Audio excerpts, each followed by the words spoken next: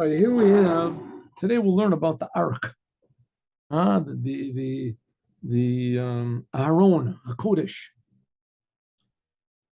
Interestingly enough, in the Maimonides, it doesn't talk about how to build the ARK.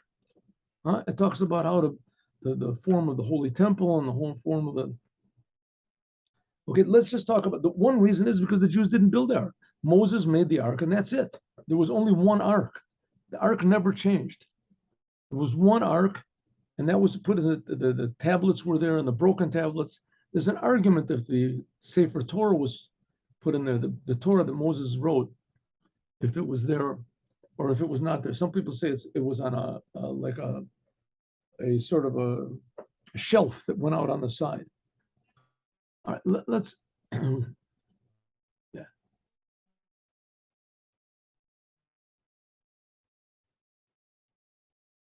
Okay, as we said before, there's two different opinions. One is the Ramban says that this is the main feature of the Holy Temple. The main feature of the Holy Temple. And interestingly enough, the Maimonides does not list it as one of the vessels of the temple. One reason is because it's not the vessels, it's part of the temple itself. Without the ARK, there is no Holy Temple. That's the Holy Temple. That's the whole thing of that. So what happened on the second Holy Temple? Now there's also a lot of misinformation about this.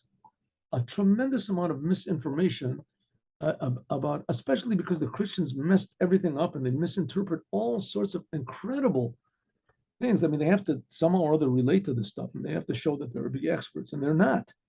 So, I mean, there's some things which are very shockingly astounding. If we can see some of the pictures over here. Anyway, there's pictures of the ARK, which are just so, off base. But let's not go into that. Okay, here's a not a bad picture of the ARK. See, this is on Yom Kippur. He went in to the ARK, and the stabs come from the narrow sides, right? And they pushed out a little bit into the holy, and there were two forms of faces of children, it says, like with wings on the top. That was called the kaporet. So let's just have a look over here. This picture we had over here from Chabad is pretty good. Now the ARK, where was the ARK? It was here. Here, it was here. It's a little bit of a question if it was pushed back a little bit or if it was right in the center. But suffice it to say that the ARK was 2.5 amas long.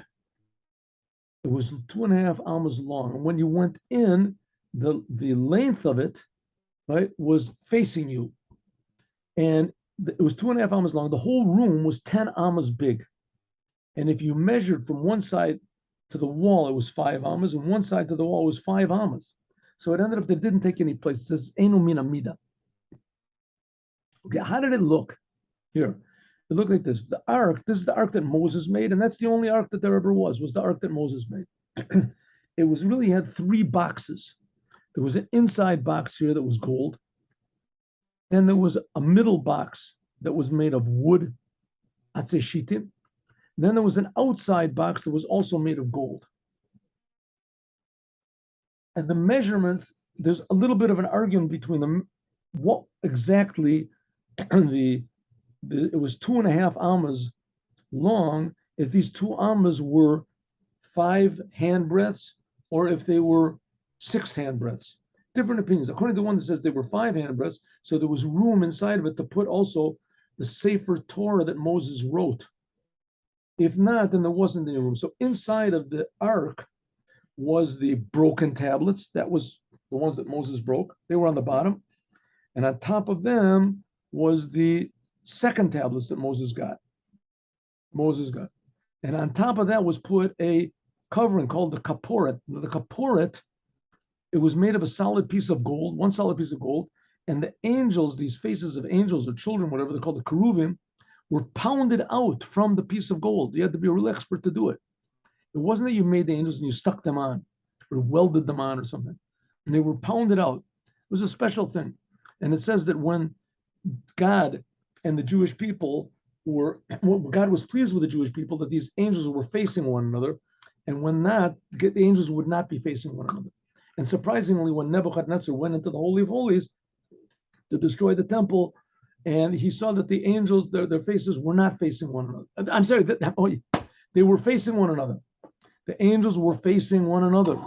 In other words, God was showing that he was destroying the temple because instead of destroying the Jewish people.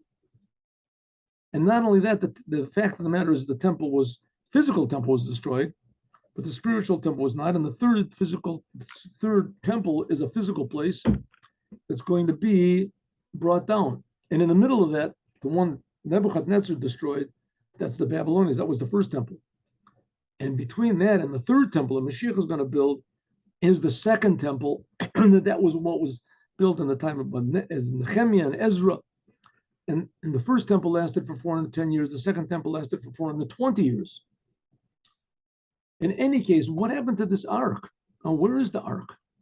So there's all sorts of movies made about it, and that the Romans have it, and the Greeks have it, and that the who else has it? Anyway, the fact is none of them have it. It's all a bluff, and it's all a big lie. Who has it? It says that King Solomon, we're going to read that in a second. King Solomon, when he built the holy temple, he built the first temple, so he sensed that it was going to be destroyed. And he made a secret underground, winding, concealed passage that the ark could be taken down there and hidden. And that's what Yeshayahu, the king Yeshayahu, which was about 50 years before the first temple was destroyed, he ordered that the ark should be placed down in this hidden place. So the fact is the ark is there. It is in the place of the temple. And in fact, it's even more there. The whole rest of the temple was physically destroyed, and the ark was not physically destroyed. It's still there. So the movies that say differently and etc., it's very good, for science fiction or for whatever it is. But it's not so. They were there. And when they're revealed, it says that, he hid the ark down there, and he also hid with the ark. Inside of the ark were the broken tablets, and he also hid the Sefer Torah that Moses wrote. Whether it's inside, like what is it, Rabbi? Who says Rabbi Yehuda says, or outside, like Rabbi, like what is it? Rabbi Yossi says. In any case, the Sefer Torah, and also there's two more things that are there. And what are they? That's the staff of Moses, the staff of Moses staff. And also a jar of the manna was there. They were always in the temple anyway, but they were in front of this rock that the things were there. So that's the ark. The ark was 2.5 amas wide. And when the high priest went into the Holy of Holies on Yom Kippur, that's the only time you were allowed, this was what he saw. He was faced with this. The ark was placed on this big sort of stone, which is called Even HaShtiyah. It's supposed to be the stone from which the world was based, founded. And it was 1.5 amas deep and 1.5 amas tall. Again, an amma is about 1.5 feet, something like that. And on top of it, it had this prochetz. Okay, so let us look.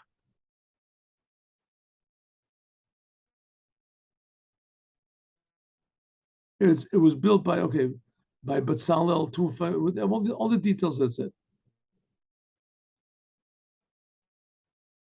When King Solomon constructed the first temple, he built an alcove, very nice, deep in the Temple Mount for concealing the ark. Toward the end of the first temple, King Yeshayahu, what was his name?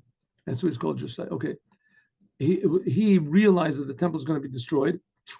I mean, even though there were no signs yet, but so he had the ark hidden there. And there it is today. When Mashiach comes and he rebuilds the third temple, it'll be brought back to the temple. The Evan was on this plane called the Even HaShtiyah, was called the foundation stone, the Shetiyat stone, which is the foundation point of the whole entire world. In the second temple, there was no ark, but the Shetiyat stone was there. And there's questions now if this big stone that's in in Al-Aqsa, because they built this mosque over there. So it's a big question if the stone is still there or it's not there, or if it's the same place, a different place. There are different opinions. Okay, these are all the things that I just told you.